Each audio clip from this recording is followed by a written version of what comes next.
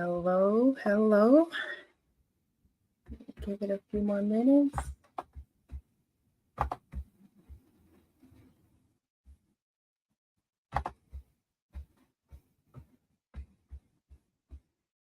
Good evening, good evening.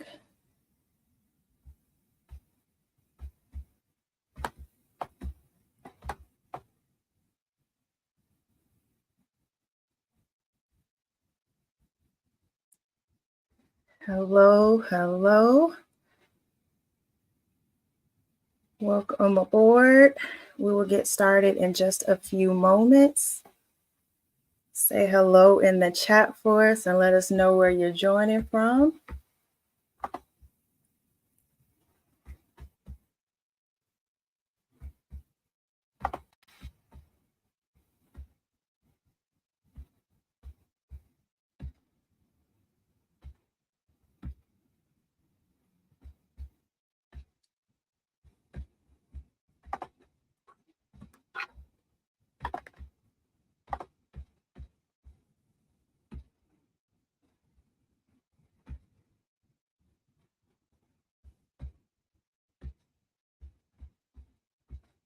Good evening, good evening.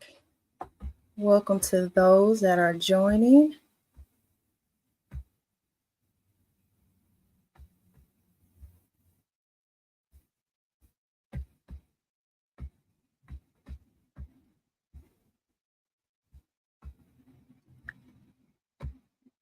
We're getting Instagram pulled up. Thank you so much for hopping on today.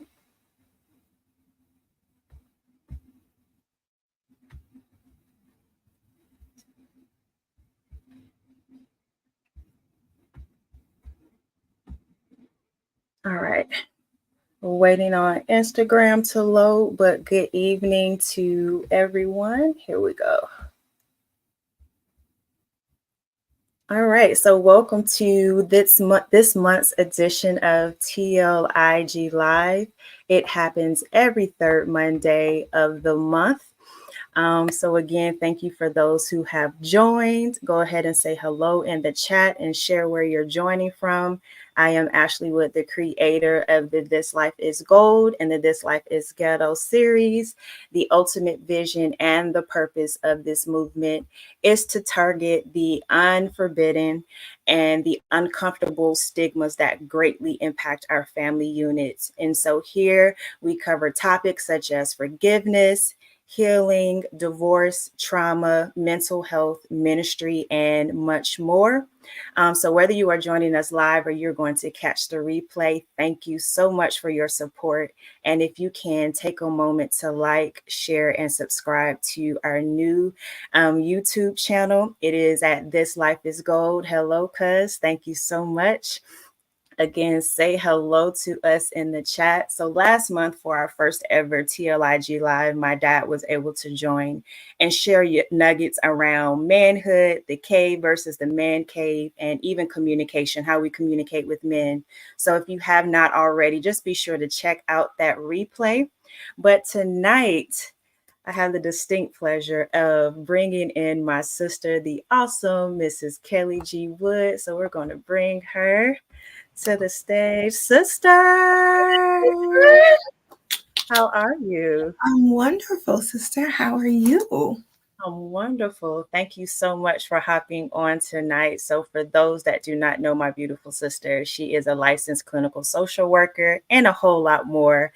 She's going to introduce herself, but I thought this would be a great topic for her to come and just shed some nuggets for us.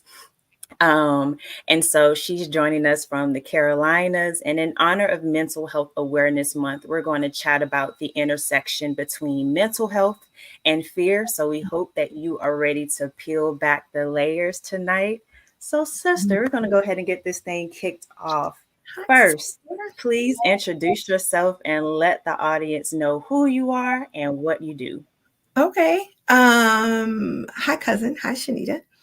Well, first, Ash, really thank you so much for this invitation. I'm honored to be a part of this communication and this community of just talking and exploring mental health. I do think this is a topic that in some communities is not talked about enough due to shame, due to stigma. So I appreciate the opportunity to dig in a little bit.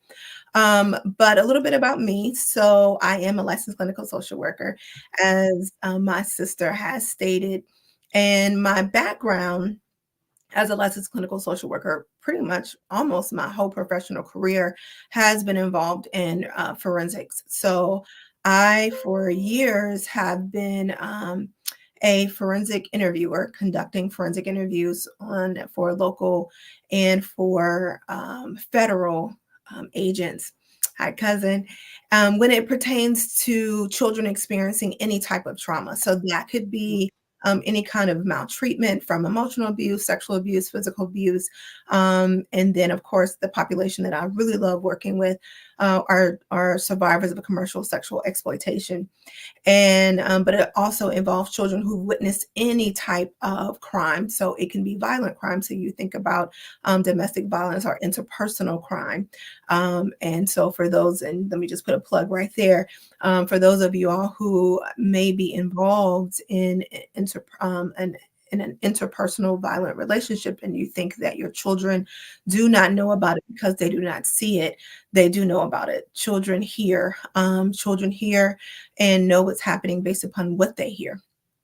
And so, violent crime, and that can be, again, domestic violence. It can also be homicide. It can really be anything in which a child is exposed to some type of trauma. So I've been doing that pretty much my whole professional career to date. I have interviewed over 3,000 children and have conducted, I don't know, thousands of psychosocial assessments. And that is, yeah, really, really where my heart is. I love what I do. Um, I have also been tenured as an expert in testifying in court, so in multiple jurisdictions, multiple judicial circuits, regarding things like topics such as the dynamics of child sexual abuse, delayed disclosures. That's something that a lot of people don't know, that most children who have experienced something do not disclose immediately. There are a lot of adult retrospective studies regarding adults who have disclosed in their adulthood what they have experienced as a child and had not told anyone in childhood. So, yeah, I've been married to your brother for 21 years. Bless your Um, heart, your whole heart. everybody just pray real hard. Bless your whole heart. All of it, bless all of it. We have 2 children together, the youngest who looks identical to you. So yeah, people pretty much was like, did Ashley have him? You would think so. You would absolutely think so. He is your twin. And so right now I'm a director of a nonprofit, but do a lot of workshops, as I do take a lot of the experiences in the natural and apply them to the spiritual. Even as it pertains to trauma. As we'll talk about later on, my book really, one of the first chapters came from a forensic interview. The title of it came from a forensic interview that I was conducting with a child regarding a traumatic event that he had experienced. So that's a little bit about me. Awesome.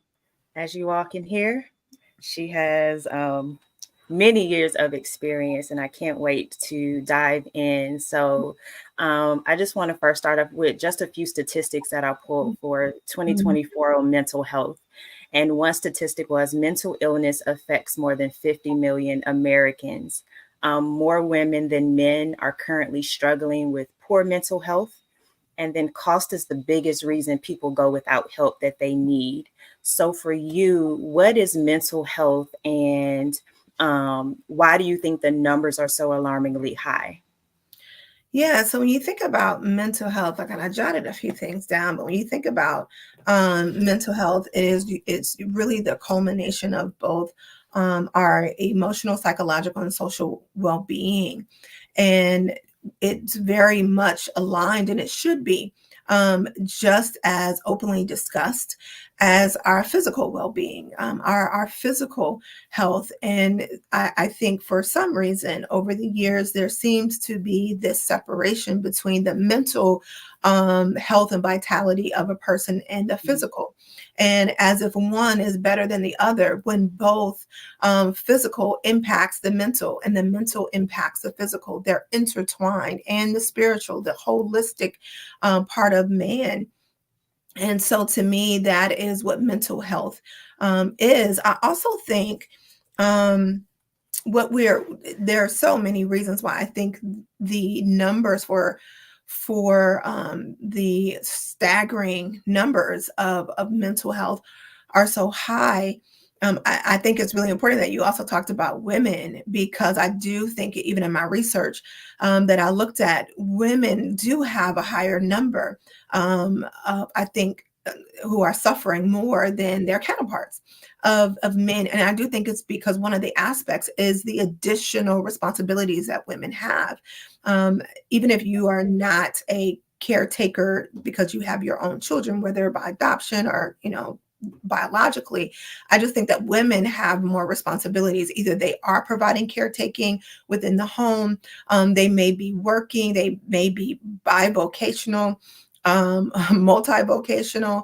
And so caretaking in addition to that, and then taking care of others, whether you are taking care of elderly parents, or other loved ones. I think there's also this pressure to do it all, and feeling like that we have to do it all. And sometimes there is no additional supports that women have. And so I think with the lack of healthcare, or those who have limited healthcare that may not pay. And I also have a concern about the amount of money that healthcare providers are attributing to healthcare, or to mental health, is very little.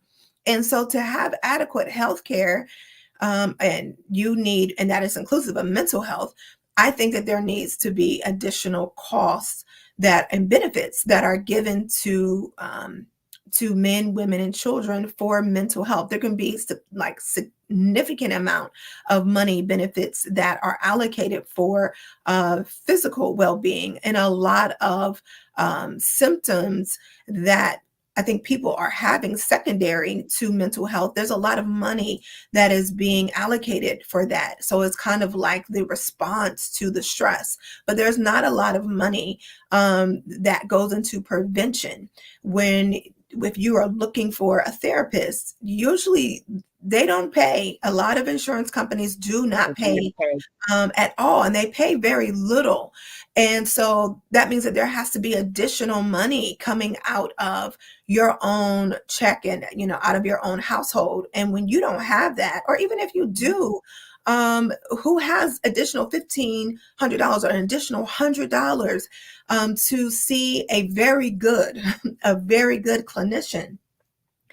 And so that's just money. If you've got to prioritize money, and you're thinking about, household bills, and taking care of your children, and ensuring that there's transportation, ensuring there's gas, and ensuring there's food in your household, versus going to sit an additional 45 minutes to see someone regarding something that perhaps you just feel like, I've got to press through, then you're going to prioritize your family over that. So I don't think that there is adequate money, funding, benefits to ensure great mental health. So I think all of that is combined. I think we can't get past the pandemic. I don't think that we can talk about mental health unless we talk about the pandemic, which I think the research regarding the effects of the pandemic probably won't come out for years. Yeah. But yeah, all of that, I think those are my thoughts. And even as you mentioned the pandemic, and I know your primary audience are children who have suffered trauma, there was one statistic that I pulled where in 2020, there was an increase in mental health issues, even in our children. Mm-hmm. And I think that topic has come up a lot. So do you want to shed some light even on how we can help nurture our children, we'll hear a lot where, oh, I need to take a mental health day. So I think it's on two spectrums. One, people are abusing that mental health is something that we can be more open about, where I'm just going to use it as a crutch, right? Instead of, no, some people actually need this support. So from your profession, what have you seen or what have you learned where the pandemic just exacerbated the issue that was taking place in our children? Wow. I think a lot of behaviors are learned, right? So a lot of behaviors are taught, even if they're not done verbally, they're done non-verbally. Children, and most of us as adults, uh, we behave, we adapt based upon what we see, the examples who are closest to us. And so if you think about the pandemic, like I can remember the day that the world to me shut down. It was Friday, March 13th. I may not know what happened the day before. I may not know the day that what happened right after, but that date is solidified in my brain because it was a quick, Mm-hmm. immediate response to a disaster. And it was not just local, it was national. And so I, as an adult, had what will be 44 years perhaps to try to implement what I had, the tools that I learned when something catastrophic happened. And so I also had support in dealing with that. Children were told on a Friday, Mm-hmm. take all of your things, put everything in your book bag, and we may see you in 2 weeks. 2 weeks came and went. The world shut down. And for some children whose only outlet, whose only place of safety was outside of that home, were then prisoners to the chaos and the chronic stress and the abuse and the violence that was in that home. And to be able to deal with something again so catastrophic so quickly. And again, I was able to do it, and I had a supportive household. I had a husband, I had extended family. My mother was here, thank God. Mm-hmm. My children were well. I had a great support system of family, of friends. You and I, the family, we were able to get on and talk with one another, and we had and check on one another. We were blessed to be able to do that because we had a healthy circle, a healthy environment. Some children who don't have that had to pivot quickly and then again go into households in which there was not safety and there was nothing that was healthy in that house. And so, or in those environments, or if they didn't have a home at all. Some children whose family were displaced and they didn't have a place to live. So when I began interviewing during the pandemic, one of the biggest challenges that I experienced was the isolation. Children were completely isolated, and they didn't know how to. They went from touching, seeing people daily, being able to have contact with one another, whether it be friends, whether it be teachers, but others, they were able to have those touches. And then they went to seeing everything behind a screen.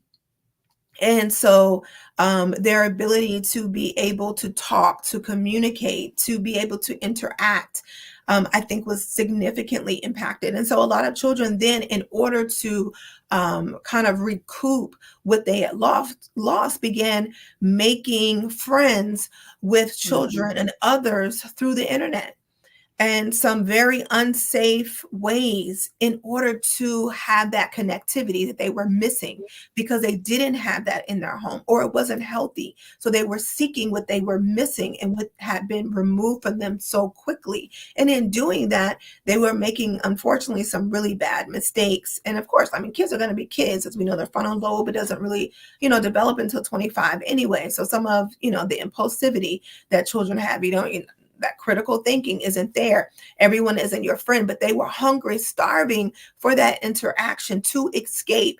And they became vulnerable to predatory action.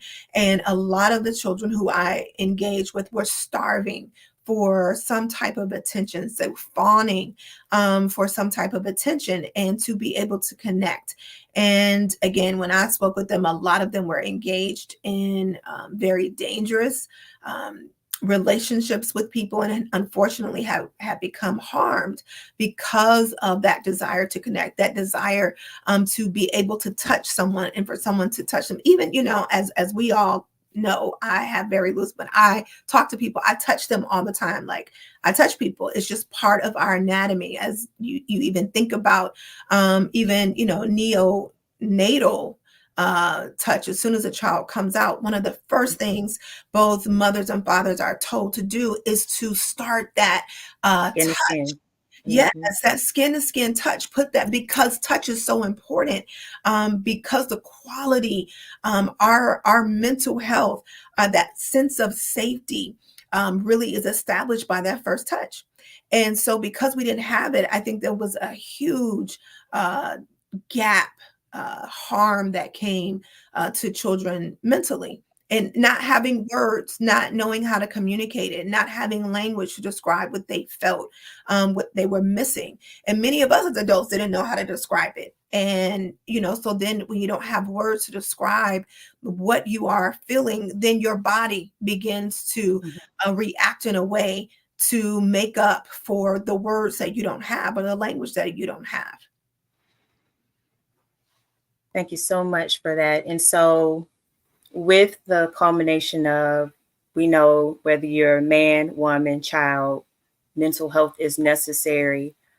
In this climate, we know the pandemic increased it. Why do you think it's more acceptable to be open about mental health, even in the Black community where it was such a stigma, or people did not want to admit that they needed help, although sometimes it was evident that help was needed? Why do you think it's more acceptable now when people can digest it and welcome it? Yeah, I think it's become the shame that has, I think, been a cloud over it for years, Hmm. because I think we were seeing the repercussions of that secrecy, of not going, not seeking mental health. That we began seeing an increase in people with so many diagnoses, the amount of medication that's been prescribed, and then addiction. I think also to prescription medications also increased. And I think it created this avenue and this platform that we needed to be able to discuss mental health. So either people weren't getting it at all, and then we're suffering the repercussions of not doing it. So you had an increase of suicidality, or people who were utilizing other substances to cope with what they were either felt that they could not or were not able to um, sit and talk and get support for a process, the events that they had experienced.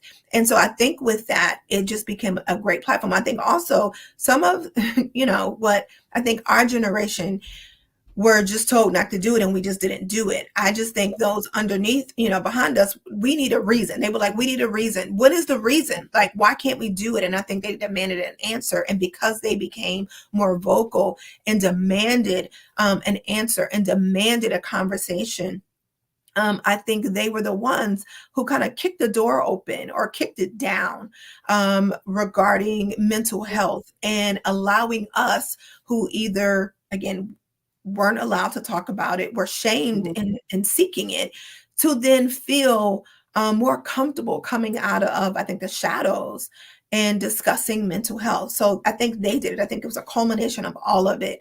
And so I'm grateful that we are talking about it more, and the benefits of it, especially within kind of the Christian sector, that is just as important. And I think it's been neglected for years, and I think avoided. And so those are just kind of some of my thoughts about it. Absolutely. So, with you mentioning the Christian sector, describe that intersection between mental health and faith. Many times, if you are a Christian or maybe you have another faith, there is this maybe misconception that you don't need help outside of the church, right? Either Mm, your pastor or whoever your spiritual leader is, that's mhm, enough. But in doing research, some of our pastors are either they're struggling with mental health, or two, they are not fully equipped to help someone who may need a certain level of counseling and therapy. So, what is that intersection between mental health and faith? And when do you know you need to veer more towards, hey, a professional versus maybe there is a gap within your faith or your spiritual walk? Yeah, I think that there has been the misconception as it pertains to faith that if you have this quantity of faith, that this quantity of faith should be sufficient to override, dismiss anything that's going on in your body. And so if you were sick, whether physiologically or if you had any kind of mental distress, I think the conversation or the thought was that you don't have enough faith. And Mhm. so I think that shamed people. I think it also uh, made people feel like they were not qualified to be called a Christian because clearly something is wrong with them if God has not given them enough faith. So I think there became more focus on a pursuit after faith, and I think there became um, a desire or even a focus on faith and having enough of it. And again, this sense of shame that clearly you don't have enough faith in God, you don't have enough faith in His Word, you don't have enough faith, you're not doing something right, something is wrong with your walk if you need something outside of Christ, and clearly your pastor. Mhm. And one of my, favorite scriptures is, Isaiah, where it says, "And His name shall be called Wonderful." Right after Absolutely. that is Counselor. Mhm. It's Counselor. That is not just a name, but it's also description. The word Paraclete for the Holy Spirit is one that walks by and one who supports. And so, which are synonymous with what a counselor or a therapist would be doing. And I think that we've missed the benefits of having great health. I mean, even when you look in, the book of Proverbs, like, and I wrote down several of them because the Bible speaks to them. And I was like, thank you, God. Proverbs 12:25 says, "Worry weighs a person down, and an encouraging word cheers them Mhm. up."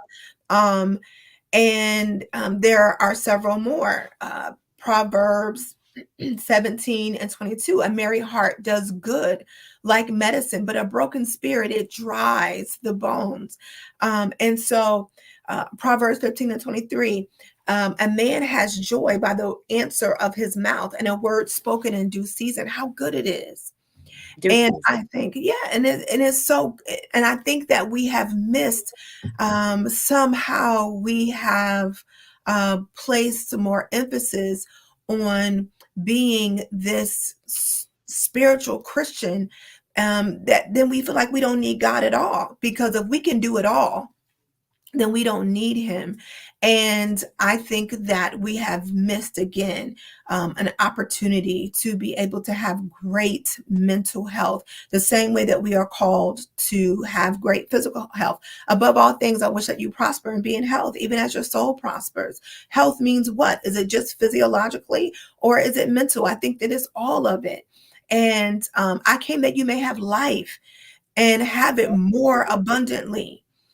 And I think that we've missed that in an attempt to spiritualize this great, emphatic need to prove that we have God, in some way that others don't. But we are missing. That's why I think that even in the church, because it hasn't been talked about, where there was so many people either committed suicide, or had all these types of diagnoses or illnesses, died early, because they did not have the ability to go and see someone who was professionally trained, Mhm. professionally trained, to be able to coach, mentor, support, process, um, from what we have experienced. And I don't think that we do ourselves a good benefit, or others, or Christ, when we are not able to be honest about how we feel and what is going on in our life. I just attended a panel on this past Saturday, and something that you said, Ash, about mental health days. One of the panelists is a therapist, family and marriage therapist, and she said, just like she has mental health days, or she has self-care days, she allows her daughter 3 a year. And she says, "You don't have to tell me why you need them." She was like, "I have PTO. I take PTO when I have had." Absolutely.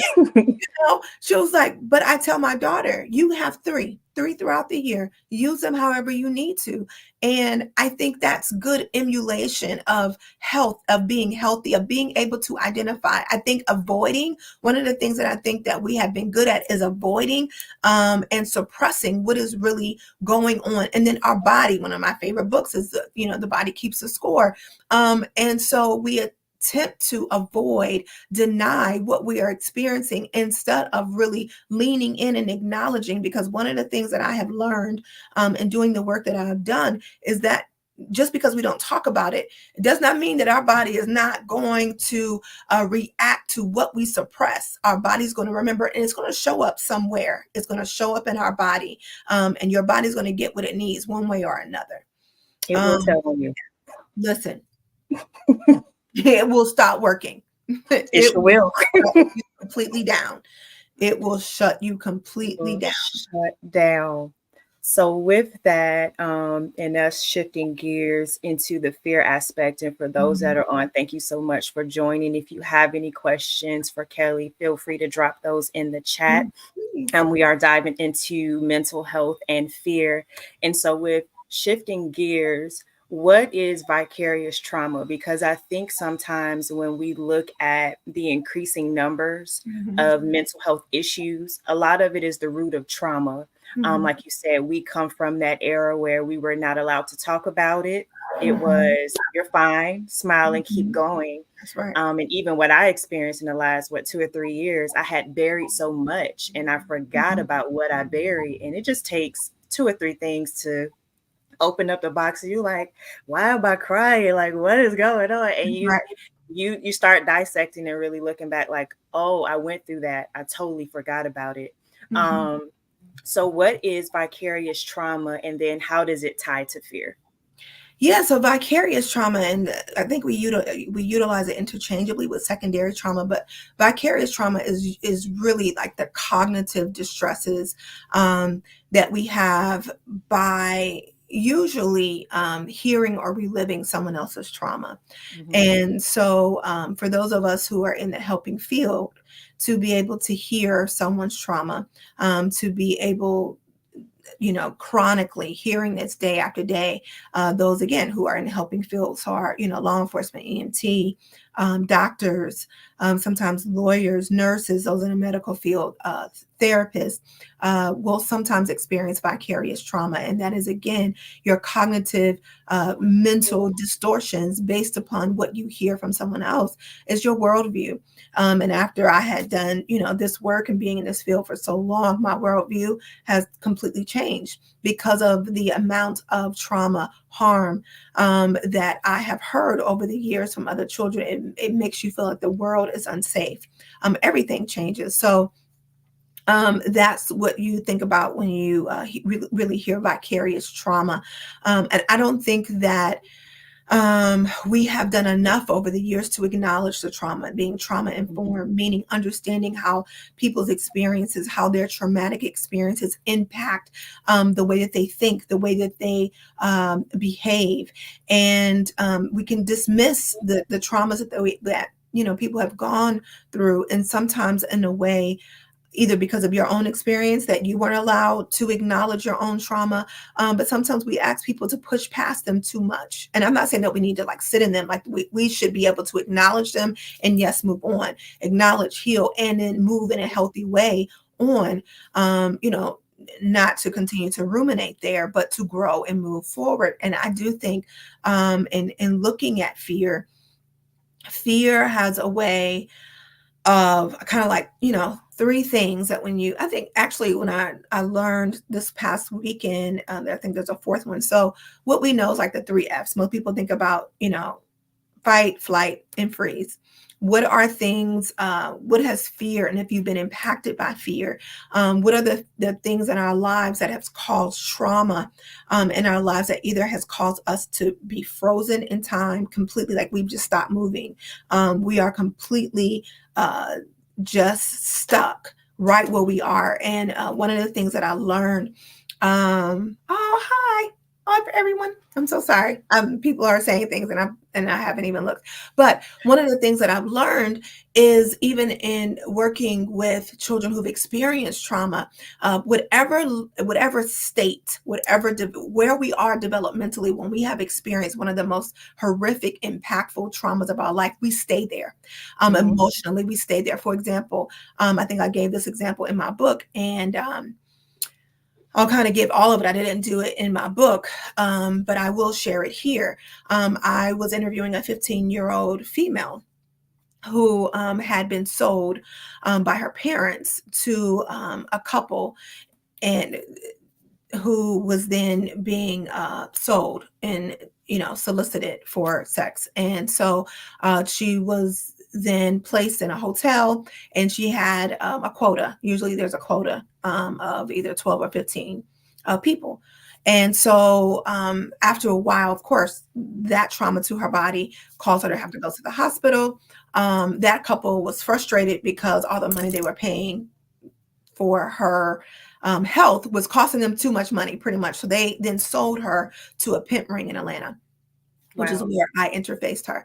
One of the things that she said, and when I first met her, again, she's 15, but when we first met her, she wanted to watch like Nickelodeon, like iCarly, like these little TV shows that to me would be appropriate for like a 12-year-old. Like she was Mhm. really into again, like Disney stuff, and just like emotionally she seemed younger than 15. And one of the things that she shared, and she had stated in one of the things that you learn in survivors is they're branded by whoever owns them, their owner. And so she shared that when she was purchased by this pimp ring, they were going to give her a tattoo. And so she was a great artist. And she said, I wanted something. And then they asked me to draw it, and I wanted a heart. Again, she was 12, at this time. And she drew a beautiful heart. And she said that's what she thought she was going to get. And unfortunately, she didn't. They branded her with huge words from one side of her back to the other that said cash only. And so when I met her, um, the emotional state that she was in, she was not 15, she was Mhm. 12, because of the significant trauma of being sold by her parents, and then having to um, pretty much be enslaved, uh, sexually and violently raped night after night. She stayed there. She was 12 years old. She stayed there. Although she was 15 physiologically, emotionally, she was still 12. And that, really solidified to me right then and there that the age at which we experience the greatest trauma, Mhm. usually we remain there until something comes to shift us, to push us out of that. And usually sometimes it is therapy, and being able to address what got us there in the first place. So as it pertains to fear, I do think being, again, frozen right there emotionally, frozen in the state in which you experience that significant trauma, and or flight. You're constantly running. You don't stay anywhere. You are extremely hyper vigilant. You run from place to place. You run from relationship to relationship. You're either afraid of commitment. You're afraid of abandonment. You are just afraid of rejection. So you're constantly running, or fight. You are completely fearful that you are going to be harmed. So you have your defenses. You are expecting harm to come your way. So you are always ready to fight with words, fight with your mouth, fight with your actions. And some of those are usually the people who say, I'm going to get you before you get me. Yep. Where did that come from? You know, because most of us don't think that, but we're ready. We're ready because that's just a defense. I don't want to be hurt again. And so I'm going to do everything I can to prevent that hurt, to prevent that harm. And so you are constantly in a fight mode, even with God. Either you're running from God, you're frozen somewhere in God, and you are fleeing from God. So, but there's another one, fawning. This is what I learned over the weekend, and it was a male therapist, and I hate that I don't know his name because I would love to be able to give him credit for this. But he said that when you think about fawning, you think about the animal kingdom. When animals fawn, this is usually a time of mating, when they're attempting to attract a mate. They do things in order to gain the attention of someone else. And sometimes you see children and adults do too, engaging in behaviors that will then seek the attention of, whether good or bad. Because if you're not getting any, sometimes I don't care what kind of attention it is, even if it's bad, it's secondary to what I really want, and I'll take it. But you sometimes see children fawning. So these are the children who sometimes have diagnoses of, being, ODD, oppositional defiant, and or conduct disorder, and all these other things. But ODD is the biggest one, I think. And so ADHD, like those are and it could absolutely just be a reaction, a trauma response to the trauma. But again, I think fear is a big one, because what will you do with it? And how do we react to it? Are we running? Are we frozen somewhere? Are we fighting, or are we fawning for something? So yeah, that's what I got. Good. So, digging a little more into fear, I am going to pull an excerpt from your book. And for those that are watching, my sister wrote a book. It's called Hiding Place. Okay. I'm going to put the information at the end. It's Overcoming Fear in the Presence of God, a very great book. Thank you. So you can grab it off of her website and Amazon.com. I will be putting that information up. So one excerpt from chapter 1, and I just labeled it Dating Fear or Having a Situationship, okay, with fear. So you said, over the years, I had begun to develop a relationship with fear, and I knew him well. I knew when he was present in my life, and I knew the rare times when he was not, because I often anticipated his return. Do you know fear? When did you first meet him? How long have you known him? How often does he visit? Dig a little more into that about dating fear. And like I said, I think that came from the title is, do you know fear?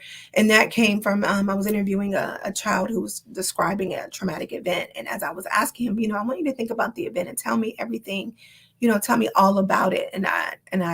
He asked me a question, but I don't think he was really asking me. I think he was just saying it, but I can completely relate. Like, he thought about it. He's like, like fear. And I wanted to say, yeah, I sure do. I know him. Like, how do you not know someone? And as I say, how do you not know someone with whom you spend so much time? And so I think that I was exposed to fear at a very, very young age. One of the examples that I have in there is what happened to me when I was in South Carolina. I was very young, and I know that I was in elementary school. I can't tell you the exact grade, but I do remember I was at Goodwin Elementary School, the things that you remember, right, when you experience something. So I remember there was the school, and between the school and the other side of the street, in order to get to the other side of the street, which is where my family lived, you have to cross this bridge. And I remember crossing the bridge, and for some reason I left school later, and I usually, walk with a couple of friends, but this day I didn't. I was by myself, and on the other side of this bridge was a male, and I just remember he had like short shorts, and he was standing there, and clearly something about him just made me uncomfortable. And I remember him, and I was walking, but I remember I slowed my pace, and I was just staring at him. And I remember then he exposed himself to me, and I remember him saying, you don't have to be afraid. It's not going to hurt you. But clearly, though, he had done it to 2 other students, young girls, because by this time, I guess they had gone back and gotten the principal, and I guess the man had perhaps heard the principal, seen the principal coming, but I immediately turned around when he said, and I ran back the other way, like towards the school. But I remember the school saying, okay, like, he's gone. And I remember him getting into the car, and the car sped off. But I don't know where the car went. And at that time, the principal, like, no one walked me home. No one called my parents, it was just like, okay, he's gone. The scary person, the person um is gone. But the event was not. Still present. Mm-hmm. You know, the person that was associated with the event, okay, was gone, but the event, he left fear there for me. And so although he may have been a representative of, a conduit of, him leaving did not eliminate fear, because I then had to go back over that bridge wondering, oh my God, is this person going to come back and get me? Because then I had to walk home. So I had to walk with all of these thoughts of fear of harm around any corner, like he could be there. So every time I walked a little bit further, I had fear or worry or trepidation, like, oh, you know, danger is here, danger is here, danger is here. Every little walk, I just anticipated danger, because there was no resolve. There was no one to come and close that loop to make me feel safe. And when I got home, both my mother and my father were there. And I remember finally making it home, running through the doors.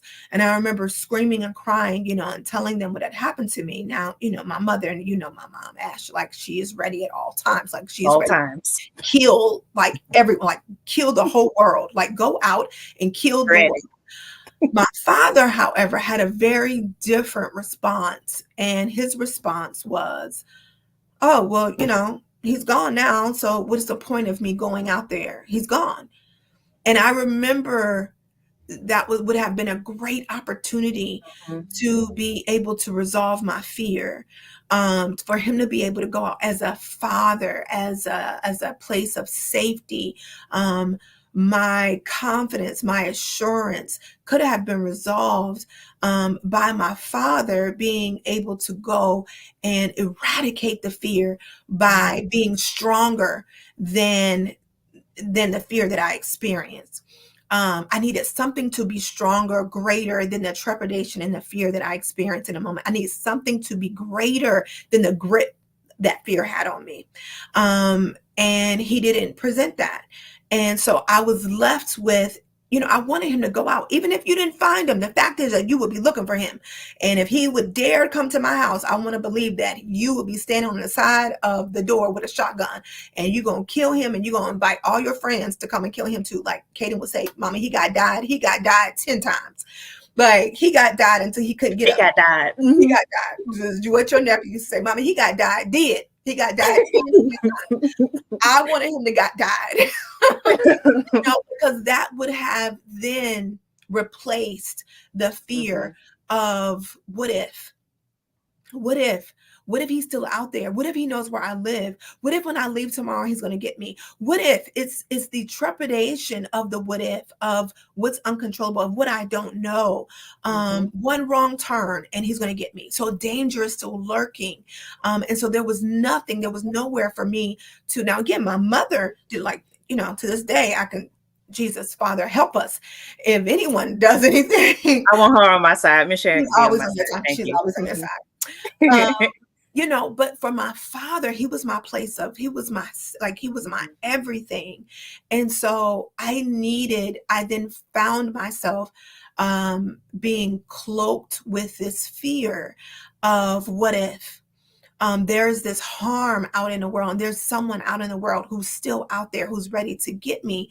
So although the person who represents the event may not be there, the event, the fear, the worry, the voice is only exacerbating. And so I found myself to kind of crumble under that fear, and also to seek relationships, friendships that would kind of eradicate that. So I talk about that in the book. So I then I had lots of male friends. Nothing was wrong with that. I just had lots of male friends. But I also love male friends who, you know, had stuff with them. Like, listen, because if it popped off, I knew that there were people here who was ready at all times. I also put myself in situations, in relationships with men who I thought were protective, because that's what I was looking for, right? Like I'm looking for that protective factor now. Like that is heightened. That's my priority. Like safety is such a big thing for me. And I talk to your brother about this all the time. Like him and your nephews always say, Mom, why are you locking the garage door? And to them rationally, the garage door is down. Well, somebody can open the garage door. And they're like, how? Don't ask me how. The fact is, if I need every door in this house locked, because, everybody put your seatbelt on. But Mom, when just let me be great and lock the garage door. Listen, don't ask me how. Don't try to rationalize.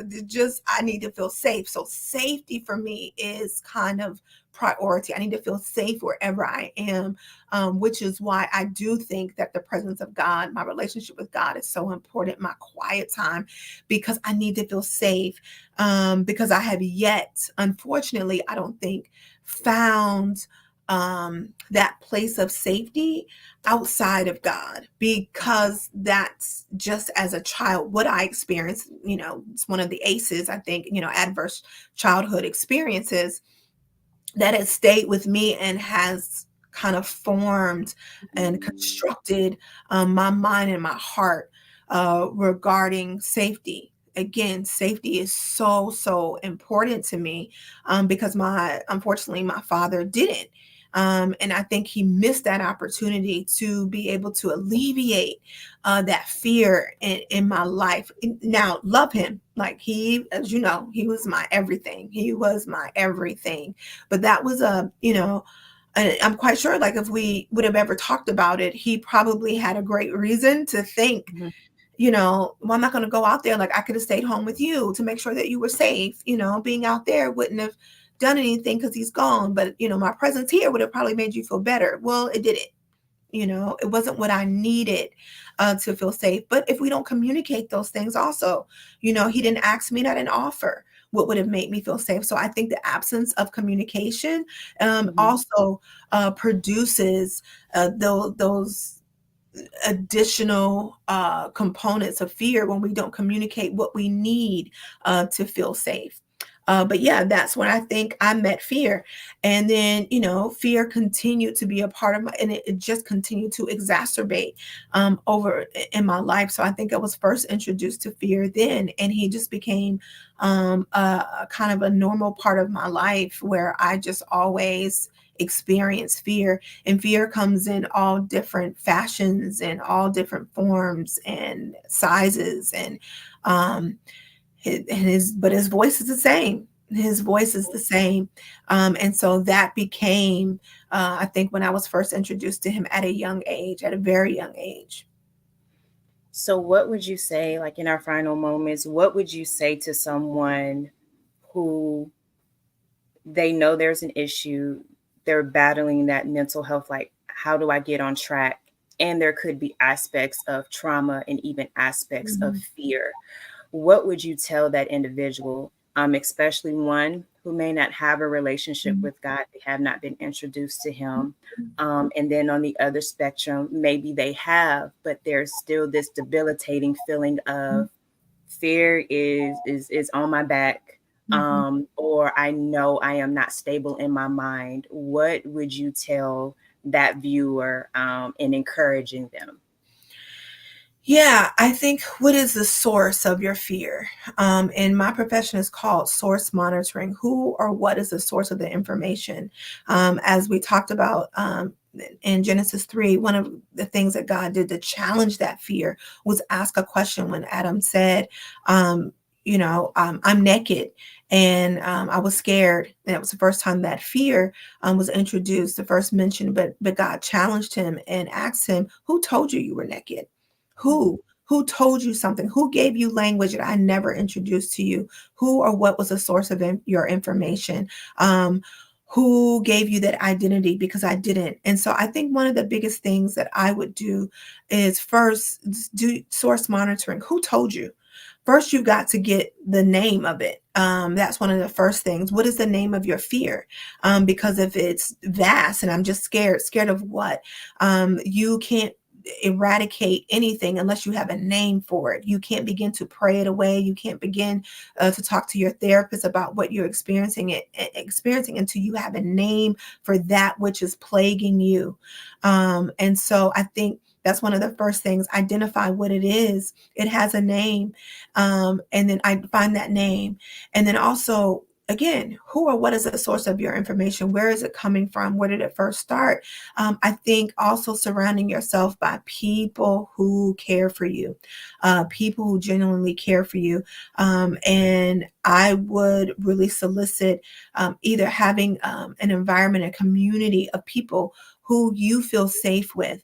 Whether that's people in your home or people outside of your home, people who have your best interests at heart. And if you don't have anybody like that, I would absolutely, if you do not, if you have not been introduced to Christ, I would then look for someone who is reputable, someone who, a doctor who can then refer you to someone in the community who, or you can do your own. You can go to Psychology Today. You can look up reviews and do that. If you do have a relationship with Christ, I would start there. He cannot, it was one of the things that he said, I cannot change, and you can't change anything that you don't confront. And so start there. God, I'm afraid. I need help, and allow him, the Spirit of Christ, who answers all, who knows all things, and who can give you a therapist or someone who you can talk to. Because I think one of the things we need to be and hear is validation, that we're not crazy, that we're not off, that something is not wrong with us. And you need someone who's going to support you, to help you and walk through your moments, your life experiences, because they're real, and they're real to you, and they have meaning, and they make up who you are. They're the composition of who you are, the way that you talk, the way that you think, the way that you interact with people. And so you've got to get to the root of that. And also let the foundation be that you know that God loves you and all that you do. You may have experienced some things, but he absolutely loves you. So let the foundation be that. And then seek wisdom, seek counsel. That's one of Isaiah 11. And the Spirit of God is the seven spirits of God, the spirit of wisdom, knowledge. Guess what? Counsel. Spirit of wisdom, knowledge, counsel, might, understanding. You need somebody to help you understand you. So having a clinician is great. You need to be able to build a trusting relationship with someone. So I would say start there. Ask God to send you who would be perfect for you. And start there. And again, if you don't have a relationship with Christ, or then ask someone who you may trust. You're another doctor, or someone who if they know a great clinician who can help you, and start there. Absolutely. Thank you so much, sister, You're for welcome, sister. hopping on. For those that are still on, let us know if you have any questions or any comments, anything that you need Kelli to dive into a little bit more. Kelli, let me know if you have any questions on your end as well. Again, my sister wrote a book called Hiding Place. Please go support her. Go to www.kelligwood.com. And if you are a Kindle reader, there is a Kindle version also available on Amazon.com for you. Please go support my sister. It's great, especially if you have a situationship or you are dating fear. She dives into some great tools into overcoming it and getting transparent and digging into, as she said, the source of it.